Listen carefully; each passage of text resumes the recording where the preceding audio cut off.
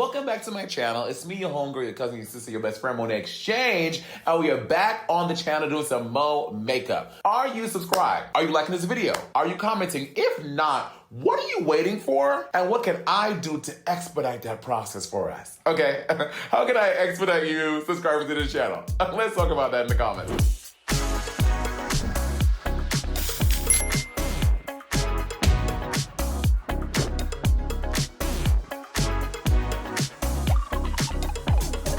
I am wearing, this is my makeup shirt. I wear this shirt every time I get in drags. Every time I do my makeup, I wear this shirt. That's why it's not dirty. It is actually washed. But I've been wearing this shirt every time I do my makeup since like the Sibling Rivalry Tour, which was September 2022. So no, I'm not dirty. This is a clean shirt. It's just my makeup shirt. This is years, pain, strife, hardship, love, ugly, all of it baked into the shirt, and I love it. Today, we are on the channel because I went to the RuPaul's Drag Race Season 18 premiere, and I did this look.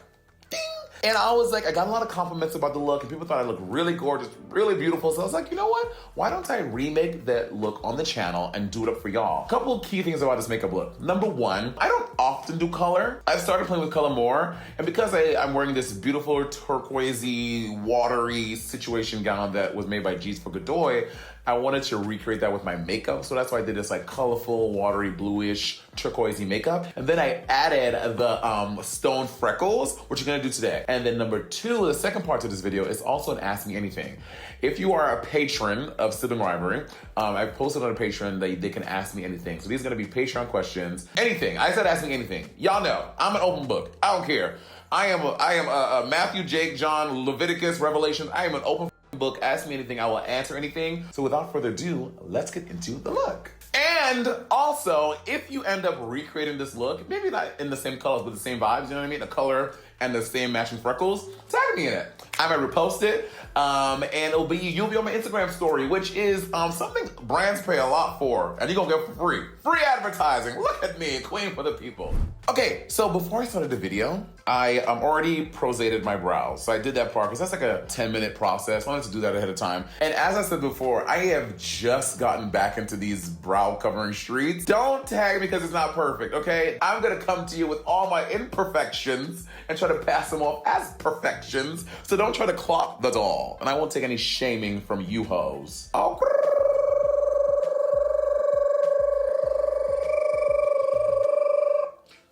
There's one, when I do my eyebrows later, I'm so used to using the gel liner and like dragging them on because I have nothing there, but I think now I have to transition to using something different, which is something I talked about before. Girl, makeup changes. Some processes you did before work, but then you try something different, you gotta change it up. Pick the good questions, Byron. If you could be honest with Bob about one thing you've never said before, what would it be? I think Bob, I mean, look at the podcast, girl. We have so many hours of footage. We talk about everything pretty openly all the time. He set a boundary about like not telling people about their partners because they always choose their partner over you, yada, yada, yada. No one in the friend group liked this person. We all thought this person was toxic. We all thought this person was just dating Bob to get something from him. As Kennedy, as Patty, as Alfredo, anyone. We were all like, yeah, that person is coming, yay. That's pretty much how we all felt, but because Bob has a boundary about not telling people about his partners, we followed his boundary. We listened to the person, to him about his boundary about that, so we did it. But as soon as they broke up, hey, the doors of the church were wide open, baby. The libraries, we were reading her left, right, up, down. Whitney Houston, $1 million bill style. And he had the nerve to be like, well, why didn't y'all tell me? We were like, girl, you said don't tell you, you people should not tell people about their partners. You set that boundary, so we did it. But now going forward, I'm like, okay, so do you want me to tell you? And I still think he's on the fence because, I mean, we all know, we all got a friend in our life. When they're in love, bitch, they in love. They don't want to hear nothing about their partner. I'm the opposite. I'm like, especially my very, very close friends, best friends, and friends I've known for a long time, I don't mind them telling me stuff about my partner because I trust their opinions. They've known me for a really long time. I trust their opinions about everything pretty much. So I don't mind if they don't like a partner. That does not bother me. It's not gonna change what I do. Probably not gonna follow their advice, especially if you're in the throes of love, girl. But yeah, Bob's partner that we were all like, okay, girl. Why did you have the foot surgery and what was wrong with your feet? I had a FFS, and not a facial feminization surgery, but a foot feminization surgery. That's what the doctor branded it as. It's not me bastardizing FFS surgery for people who need it for gender affirming care. I had this surgery because a few things. Number one, I was forming bunions on both of my feet. They weren't old lady like Golden Girls bunions, but they were bunions forming, and I thought they were unsightly. I did not like how they looked. A little rewind. Before Drag Race, my feet were so lovely. I was very proud of my feet, my toes. Like, I love them. Baby, the way drag fast-tracked the degradation of my toes and how drag just destroyed any ounce of gorgeosity in my feet, it should be studied. When I first started drag, y'all, they did not make big size shoes. So I used to cram my size 14 women's shoe into like a women's 11. That really my feet. So I ended up also getting a lot of corns on my second, third, and fourth toes. And it caused me to have a little hammer toe because my feet are shoved into these shoes and I basically like this the whole night long. Especially after the pandemic, I've really been wearing a lot of open toe shoes, and I would be on red carpets or doing an event or something and be so self-conscious about how gnarly my feet were. So I found this doctor online, I hit him up, I booked the appointment, and he did it. They shaved on my bunions, cut the skin out, and sewed the skin back together to take the corns out, and they fixed the parabola of my toes. You were saying to yourself, Monét, what's the parabola? It's how your toes like cascade from biggest to small. It's like that perfect little like thing. That's a parabola. I will say I was going on tour. I got the surgery done in December. I was not back in heels until about 3 months afterwards. Your feet are swollen for pretty much 11 months. So yeah. Was Andy always going to be the one to propose, or when would you have done it eventually? Oh, yeah, Andy always had to propose. So in our relationship, Andy is strictly a top. And I will say, when we first met, I definitely campaigned as a bottom. Because I knew I got the vibe and I was really into Andy. So to his credit, I did campaign fully as something I'm not, right? I was like, yeah, I'm a bottom. I love the bottom. I can't get enough of them.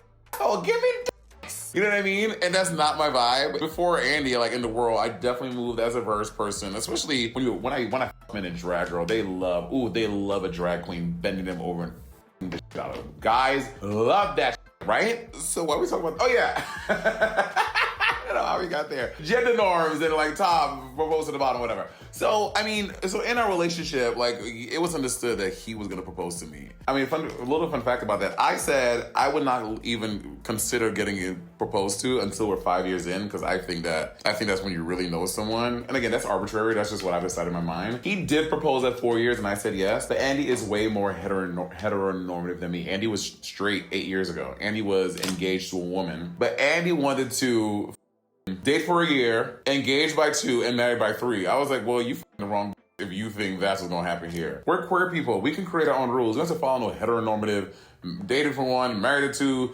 marry a girl. Like, no, we don't have to do that. We can create our own rules. So yeah, I would not have proposed to Andy. He had to propose to me. I know he spent on his engagement to his previous partner, the woman. And I was like, oh, you have to meet that or double it, or I'm not even gonna accept the ring. Toxic, whatever. And that's what happened. The bridal party. Let's talk bridal party. So I think I'm not doing any maid of honor. We're not doing any bridal party. Andy really wants to have a best man maid of honor person, his best friend from Boston. I'm leaning on no maid of honor. The only place we're gonna have something like that is when we definitely want to do speeches. But instead of like traditional speeches, we want to do a roast. So the speeches will be in the form of a roast. We're gonna have 6 people on the dais. We will have a roast master, which will 94% be Bob the Drag Queen. Oh, what do I wish more people knew about me? And I feel like I am such an open. I feel like I've talked about everything that I am. So there's nothing I can think about. I'm like, I wish people know that more. Before All Star 7, that would have been opera, because I think that's a part of my artistry that has kind of been forgotten about. I mean, I think one day I'll tell the story of like my family. I had such a crazy family story. Like my family story is fucking crazy. It's like, it really feels like something out of like some fucking book. My family story is so wild. So maybe I'll talk about that more one day. But as of now, I think I'm pretty open about all the things I want the people to know about. Street beats is one thing that I do want to dive into. I think think if you don't know what Street Beats is, it's me doing makeup in public spaces. I would have all my drag in a suitcase, do my makeup in a public spot, and then getting at the end. Like I got, they were really popular for me before I got on Drag Race. I did one in Times Square, and this famous woman from Oklahoma, Jenny, came to the thing, and it became a really viral moment for me pre-Drag Race. So I think I do want to explore doing those more, or doing one or some again. Byron, we got to do one. I think we start here in LA. I can do one on Hollywood Boulevard. Like, we can do one on Hollywood Boulevard on like a Saturday afternoon, right there on Hollywood and fucking Vine, where there's like, or, you know, by the Ripley's, all that shit over there. And I think that could make for a really interesting video. Do you and Andy want children? So, like I said, Andy's very heteronormative. I think when we first started dating, Andy was like, I want children. Yes. No, I don't want children. I don't need to have them. I guess I could, which for me was a definite no. I think that if you're going to have children, you need to be 100% yes, I want this. Because I think a child deserves nothing less than that. A child does not deserve someone like me on a fence like, I guess. You know what I mean? Like, I think that's a disservice to a child. But I think as we've progressed in our relationship too, I think Andy's also shifted to that a little bit. He's like, yeah, I don't know. Because, y'all, if you are a parent out there, you better work. It is crazy out in these streets how expensive the world is. So I can't imagine that. I also don't want to be this type of parent that is like a, you know, like an absentee parent. I want to be present. I want to go to all the PTA meetings. I want to go to all the plays. I want to go to all the football games. I want to go to everything. So I feel like I would end up missing out on my life because I have a kid, and then I don't want to resent that kid later. So as of now, the answer for me is probably it's probably leaning towards no, but who knows what life will look like at 45 years old. How did you have the conversation of let's go from maybe bottom to verse? Did you have that conversation? What does that look like if you're dating someone who's strictly a top? Oh yeah, okay, so listen, if you have bamboozled and tricked a man into a certain role that you're not, we're all guilty, we've all done it. I think that if you are, this is someone you're gonna be with it's a long-term situation, I genuinely think to like spice things up and change things up, like that's such an easy change, right? And yes, your partner might be 100% no, hell no, we can't do it. And that's another thing, you open it up to maybe other people or inviting a third into the bedroom. But if you want to still keep the intimacy with you guys and explore new things, I think it was at like the 6 or 7 month mark. I was like, maybe you're gonna do shit. He was like, huh? I said, maybe you're just gonna go in the bathroom and just squirt a little thing up there, and maybe. He was like, I was like, and we did it, and it was fun, and it was great, and it was great. And I think that is the key, in my humble opinion, for me and my relationship, that has kept us still fully engaged and locked in and trying new things and thinking each other was still sexy and hot, is that we're not afraid to try different things that maybe one might be uncomfortable with, but you know, you live and you learn and you try and you make shit work. Now granted, there are some things like there are hard no's. People have hard boundaries, right? Like for me, let's say Andy was into something crazy. I'm like, no, like I don't know, if Andy was into blood, and I'm not king shaming. If you're into blood, get it. I'm not saying Andy is. He's not. But if you're into blood, you're not cutting me open, right? I'm not into that. Like I'm not into, you know, I'm not a sock puppet. You can't stick in my, like I'm just not, my body does not possess chemistry or physiology to make that happen. I'm not interested in trying. For your partner, bottoming may be that hard line, but you have to honor your partner's boundaries. And if Andy was like a hell no, that's not gonna work, then we figured a workaround so we're both happy, is figuring out the boundaries and what a hard no is and what are light yeses, and figure it out. The craziest time you saw a friend trip out on shrooms or acid, but also talk about your own experience with those drugs. Okay, I've famously talked about the time I went to ancient Mesopotamia, and I'm not kidding. People think I'm being silly. I am not joking, y'all. I went to ancient Mesopotamia on an acid mushroom trip, and I really went back to the ancient times, and I was part of the society, and I was making things, and I was praying. I am so serious. People still think I'm joking. Someone's listening to this right now, I'm like, this bitch is crazy. I'm not crazy. But in my mind, I was there. How real or fake it was or wasn't. And I love taking those journeys. I think that life is so fucking stressful and sad and brutal and painful to take a vacation in your mind. And I love doing that like once or twice a year because I really feel like frees my mind. And I think it's fun. There's that guy, he did Oprah's podcast. He has a whole book called How to Free Your Mind. And he's this doctor. He was on Oprah's podcast. He talks about psilocybin use, which is mushrooms, and LSD. And there really are benefits of doing those things for certain people. Again, if you can. If you cannot do it, don't do it. But if you can, work. Bob and Jacob have this idea. They want me to do a podcast where I am fully, like, I took like a lethal, not lethal, be deadly, but I'd have like a full-on shroom and acid trip. And they want me to do a podcast where Bob is sober, obviously because he's sober, and I am tripping out. Now, I want to do it, but I'm also nervous. I'm like, this footage is going to live on the internet forever, good, bad, or ugly. Also, we'll do this on your channel. Right. You're getting the views if you're getting... That's right, Byron. See, that's why we have Byron. I think a little scary to me. I think it would be great for y'all wherever it exists. Which drag queen would be the best ally on Survivor? Honestly, either Selena S. Titties or Trinity the Tuck. And I would say Selena because she's a strategist. She loves those games too. She loves Survivor. She loves Traitors. Like, she's that girl. I think Selena would really be fun. Also, she's a gym girl. She's athletic. She'll be beneficial in the challenges. But I think she'll strategize. And I think Trinity would be awful in challenges. Trinity does not do physical activity or labor. I do think Trinity would be an asset for a social game. Because I think Trinity is funny. I think that little country twang she taught everybody. Because Southern people on Survivor always do well. Someone with like a Southern accent on Survivor always does well. So Trinity would be my little hatchet trick. What's it say? Hat trick. I want to do another show with Trinity. I want us to do like an amazing race. I would love us to be cast on a show together. Like, I wish the fucking Traitors gods put me and Trinity together. I wish Trinity and I did our season. It would have been fucking lit. Either me and Trinity, it wouldn't have been Bob because Bob was just the season before. So I knew that wasn't an option, but I was praying Trinity was going to be on the Traitors with me because I feel like having the twinners together on Traitors, we would have fucking killed that. But, alas, they didn't. Here we are. Who would you do for Snatch Game today? Oh, if I was going back on RuPaul's Drag Race, Snatch Game, easy answer, Nene Leakes. I think Nene Leakes is a shoo-in for me. I think the reason I didn't do her season 10 was because Peppermint had just did her the season before. I was like, they're gonna be like, oh, she has no imagination. She's doing something she's already seen on the show. So that's why I shied away from it. I mean, Maya Angelou was great, Avi. But I think I would definitely do Nene Leakes. I think Nene Leakes would kill. My Nene Leakes would kill. In all my audition tapes, I did a pretty good job of Nene Lanithia Leakes. I met her recently.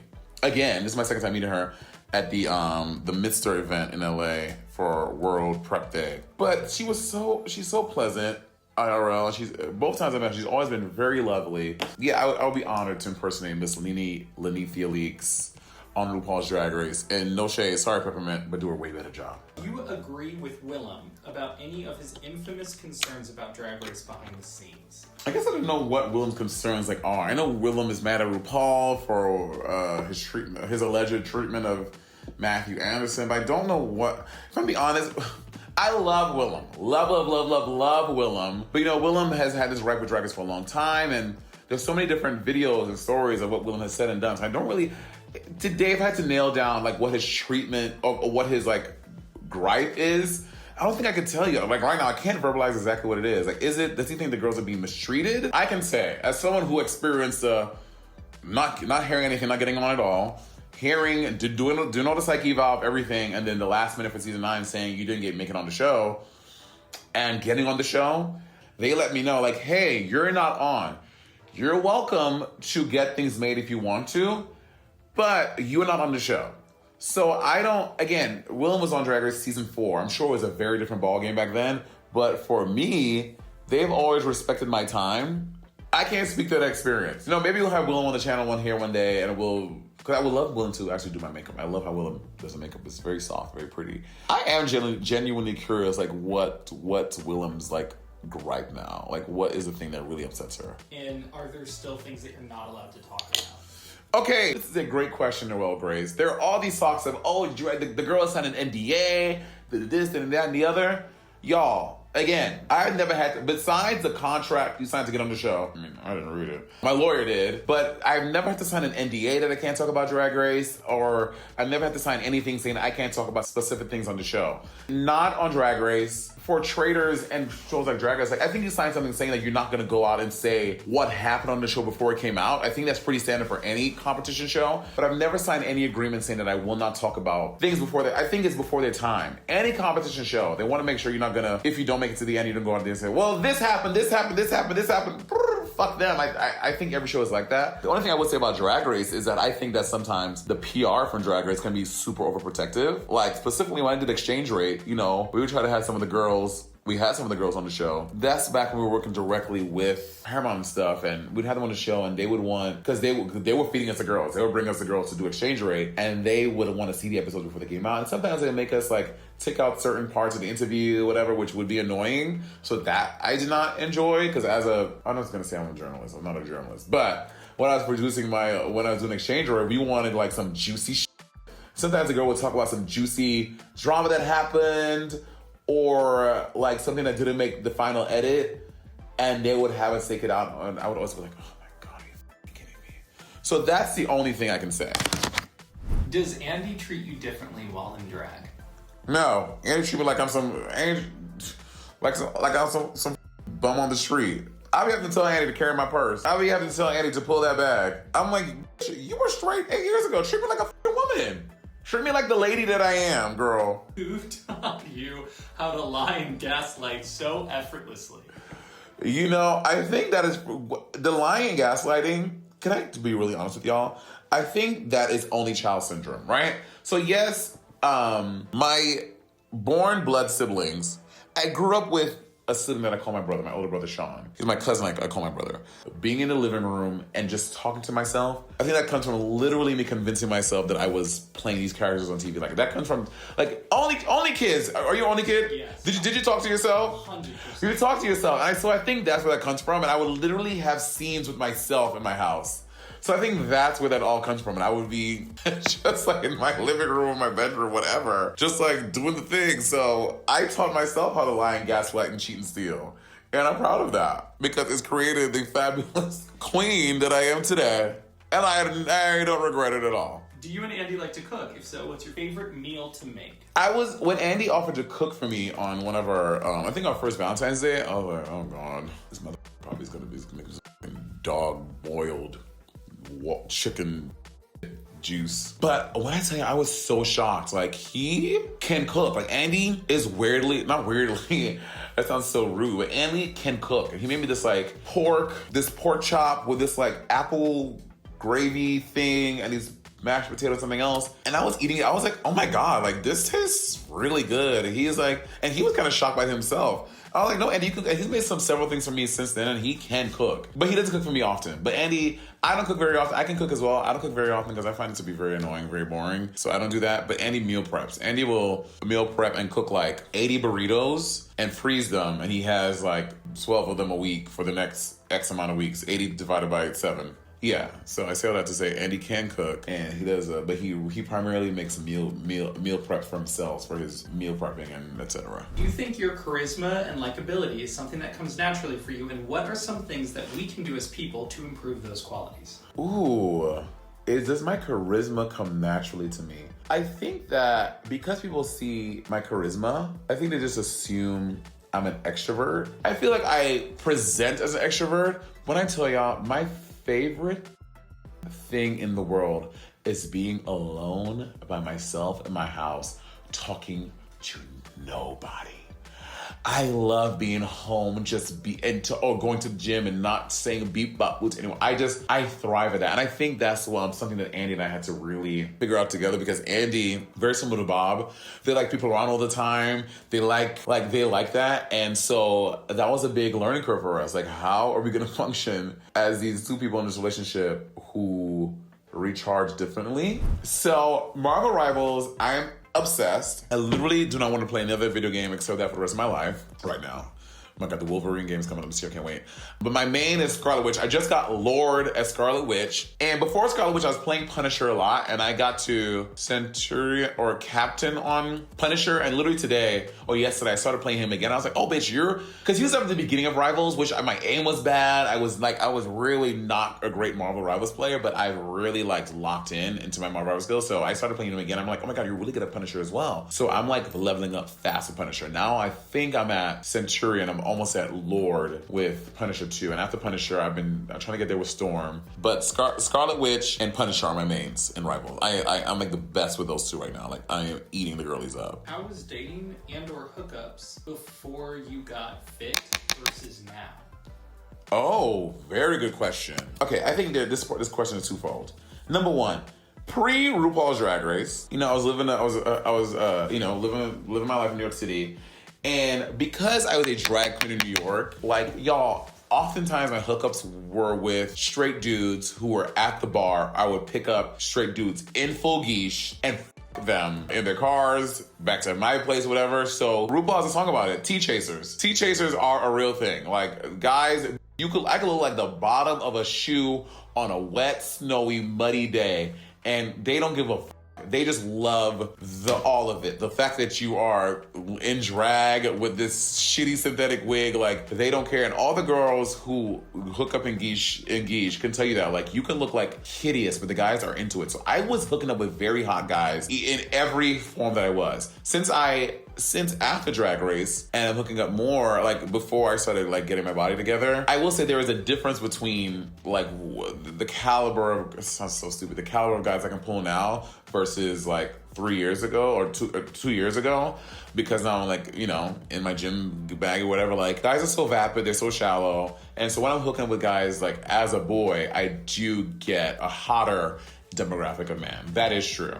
It is what it is. That's just what the world, I don't think anything there's not some platform I have about, I don't know, guys are gonna guy. Guys are gonna do what they're gonna do, and it's just what it is. People are attracted to muscles and hot bodies, and it just is what it is. And that's not to say people without muscles are not hot. I hook up with an array of dudes. Okay, I talk about my hookups often, and I have a pretty wide spectrum of what I'm into. But that's not what everyone else is into. And there's also this thing about people being when I see a guy's profile on social media and they're no black guys or no Asians, whatever, it is jarring to see. But can I tell you, I appreciate that, because I don't want to waste my fucking time. I don't want to waste my time with your racist, fatphobic, transphobic ass. Advertise what you are so I can block you, and so my grid is only people that I have a possibility of. That may be a hot take or controversial take, but I'm okay, you show me who you are and I can block you, and now that's one less person taking up my 600 profiles. You know what I mean? Did you ever get rejected for being bigger? Oh my God, yes, girl. I have. But let's be very real. On your Grindr profile, you're putting up your best look, right? You are putting up your beacon of light. You're bitch, I look fucking fierce. It may not be you at your, it's you on your best fucking day, right? So that's what you go with. And then when you have the conversation, you're sending more pictures, and they finally ask for more pictures, you send them. And the quality, if we start at 100, the next one is probably at a 90, then you get into an 80 and a 70, right?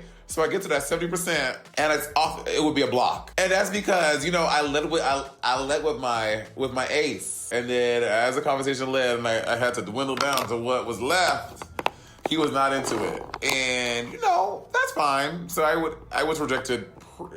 I've often been rejected for how I presented on the internet. Oh my God, I've been catfished so many times. Which I just don't ever understand. I get posting a picture from a year ago that you were really your fiercest, we've all done it. But sending me a picture that looks absolutely nothing like you, I'm what was the plan?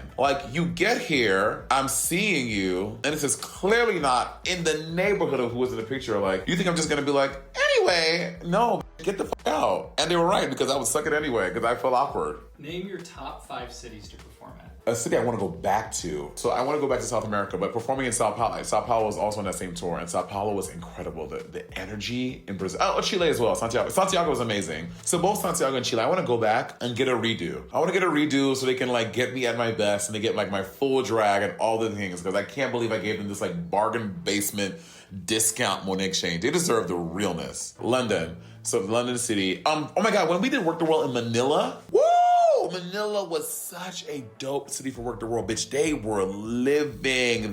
I hosted that show too. They were up for us. They loved that show. So the energy there was dope. Also, the drag in Manila is crazy. I performed, well, not performed. We went to O Bar, which is the big drag bar there, and these are doing drag. You hear me? These girls are doing drag. The caliber of drag at this bar show was crazy. These swinging on things. They'd have like a 50-person, it was insane. So I would love to go back there to perform. The drag there is amazing. And New York. When you think of home, what's the first thing you think of? Woo! As a former Caribbean? Fellow. Oh, I say, are you taking my card? As a fellow Caribbean, the first thing about home, I think about the food, girl. I mean, it's no secret, in my opinion, the Caribbean has some of the best food in the world. Byron, have you ever had Caribbean food? Yeah. The problem is LA does not have good Caribbean food, girl. I have tried. Girl, we already came from the Caribbean Sea. This is as far as we need to go.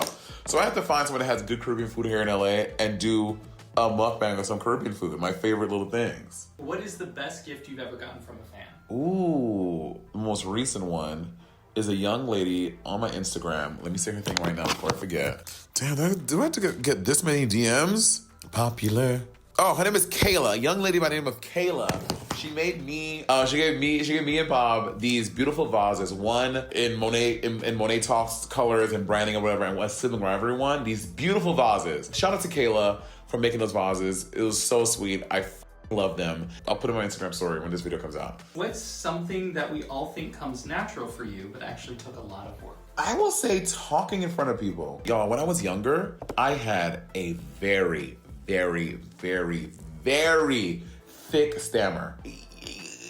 It was a very, very, very bad stammer. And, so I had the speech impediment, which it shows up it's still every now and again here and there. Because I think people with stammers, i.e. Joe Biden and myself, once you have a stammer, you always kind of have this fear that it's going to come back. Yeah, I don't think a lot of people know that, I have to, really focus when I'm, hosting a show or talking in front of people. Even doing this, I'm, hyper-focusing on what I have to say. Even, look, it's just happening.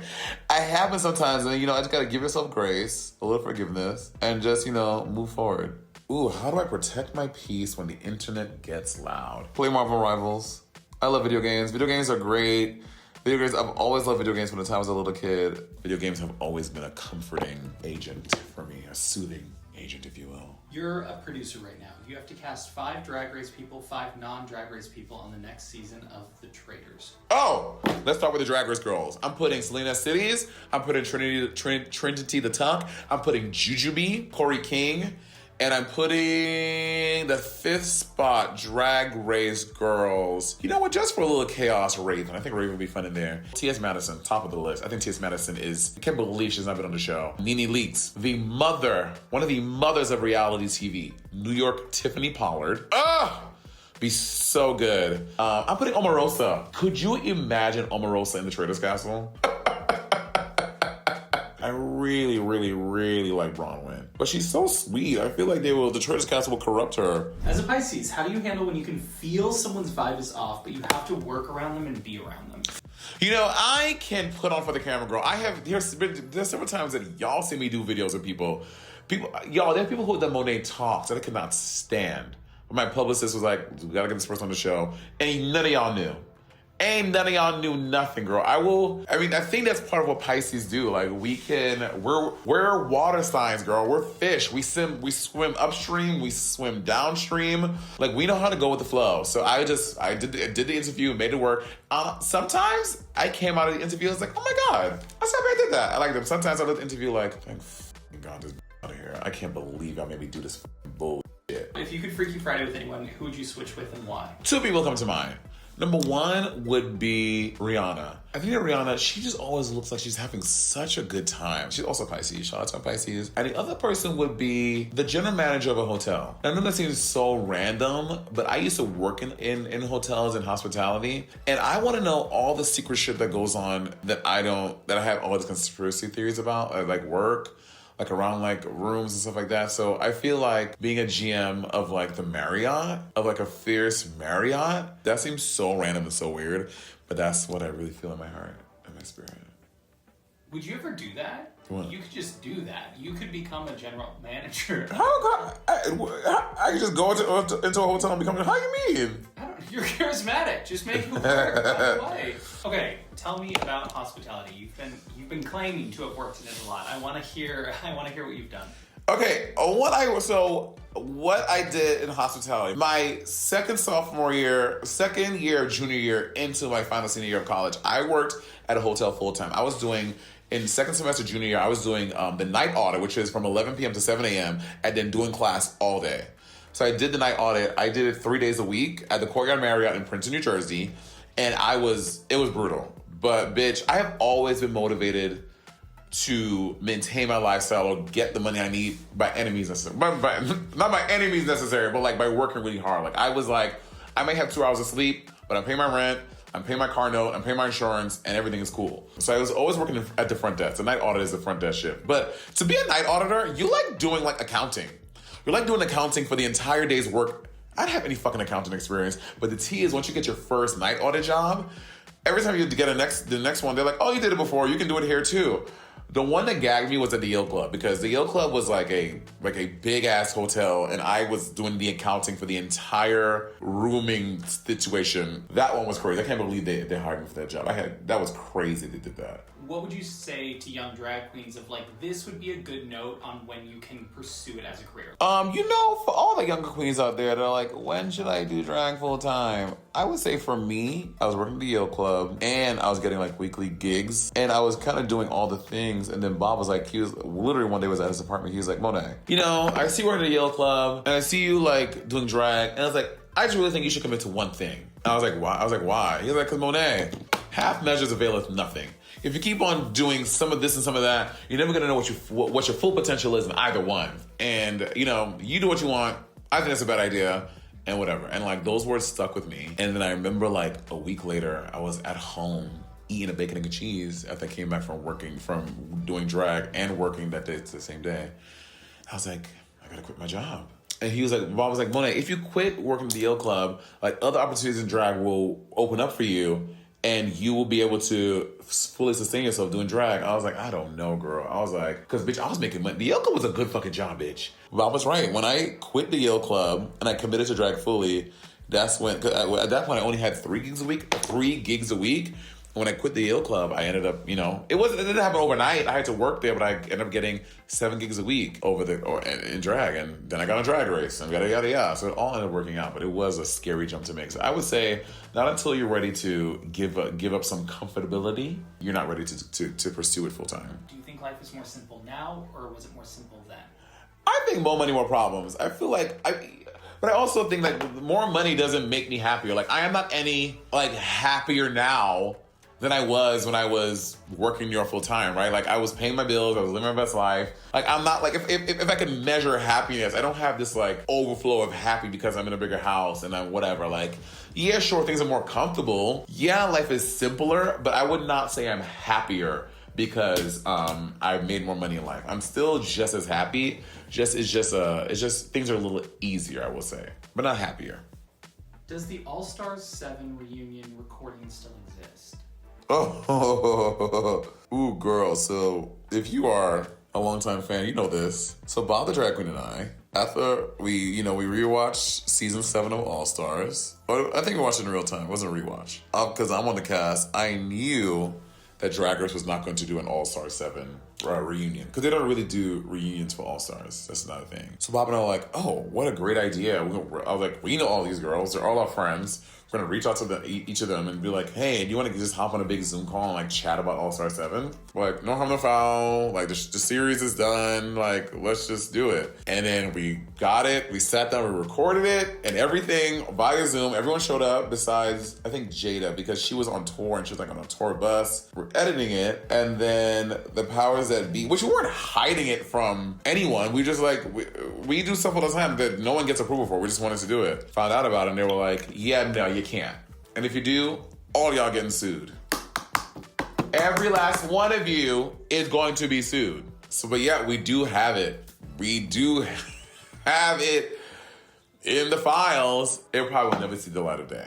You know, maybe I'll put it in my will that when I die, release this. Do you have a favorite Vivian moment or memory you feel comfortable sharing? Oh, one moment. And like, this happens a lot on Drag Race because I've done Drag Race so many times. And we talk, you know, sometimes things get blurry, but when we were doing All-Star 7, our lovely sister Jinx, she had this ukulele that she would play almost every morning. And like, as the competition goes on, you know, the girls, you start getting tired, like, you know, life is coming at you fast, right? So in one of the mornings, Jinx gets up and she's playing this fucking ukulele. And then we're all sitting at the thing, like, we're waiting to go into the room, blah, blah, blah, blah. And then Viv goes up to her and she just goes, "Not today, babes, not today." And we were all like, "Hallelujah, bitch!" Like, thank you. And that's and Jinx laughed. And we were all like, "Girl," it was like a funny moment. It was really dope to have Viv just walk up there and be like, "Not today, babe, not today." Who's your least favorite main pop star right now? Oh God. Yeah, it's hateful. My least favorite main pop star?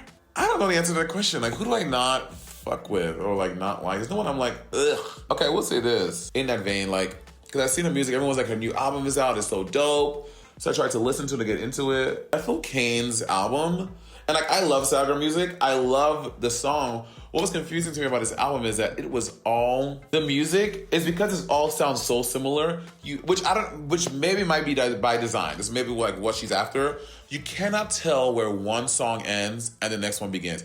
I was listening to it on a drive back from Palm Springs. I was like, you know, let me listen to this album. And when I tell y'all, so much time passed, I literally had no idea. I was like, wait, is this still the same song? Bitch, we were 2 songs from the end of the album. And I was like, 2 from the end, and I had no idea the song had changed. What are your thoughts on separating a persona and entertainment self from a real or personal persona? You know, for people who exist in that space, like, more power to you. Like, people who need the separation or become a character for their drag, live. That's not my experience. I'm pretty much the same in and out of drag. So that's just not why I exist. But for people who need that, like, go off. Like, I think someone who does that, you know, very well is Ben de la Creme. Ben de la Creme has this like, ooh, it's Ben de la Creme. That's not how Dela is IRL. Like, Dela is like, hey, Monét, and she's very like that. So she has a completely different persona and character, which I think is fierce. Again, it's not for me. Ben is also a really great character actor. And I think that's fierce. For me, it wouldn't work though. Girl, I'm exhausted by enough personalities in my fucking head. Was your biological dad really a drug lord in Cuba, or was that a bit? No, girl, I am not kidding. My personal life, like, my story is so crazy. And he wasn't a drug lord in Cuba. My father was a drug kingpin in St. Lucia who ended up being unalive in Colombia. And we'll unpack that in another video. Okay, now we're moving into the fun part. I'm gonna adhere the stone to my face. So I was inspired by doing this from the fierce Zara Larson. I saw this thing of her and I was like, oh my God, that's a cool makeup trick. And this is a picture right here that I got inspired by. And I was like, oh, what if I do this with freckles? So that's what I'm gonna do here. I'm starting out with Pearlzaid. A good way to do this would be with eyelash glue, duo glue, but I don't have that. I have Pearlzaid here. I'm gonna make little dots on my face. By no rhyme or reason, I'm just like, where would freckles be? Freckles are kind of like here. And then I have a stoning tool. I have some stones here, varying sizes and colors. SS16 through SS12, I think. I'm just placing them where I think they work. So shout out to Zara Larson's makeup artist. Unless you know, Zara Larson thought of this herself, which work, girl. Let's say I have $1 million that I want to give you. What physical products, such as makeup, such as fragrance, such as lotion, would you want to do? Ooh, so something I did a while ago, which did really well, but because I fucking hate merch, I would like to do a line. I had this thick icon. I put out these thick icon shorts that people really enjoyed and did really well. So I think in a perfect world, I would like to like a thick icon line of workout wear and lounge wear because I think the branding of a thick icon is fun. Invest $1 billion in my thick icon branding clothing line, and let's get to work, Byron. So I got X's. This was a cut from Exchange Rate. I missed the Exchange Rate. That's something I would like to come back. That's something. If you had $1 million invested in that.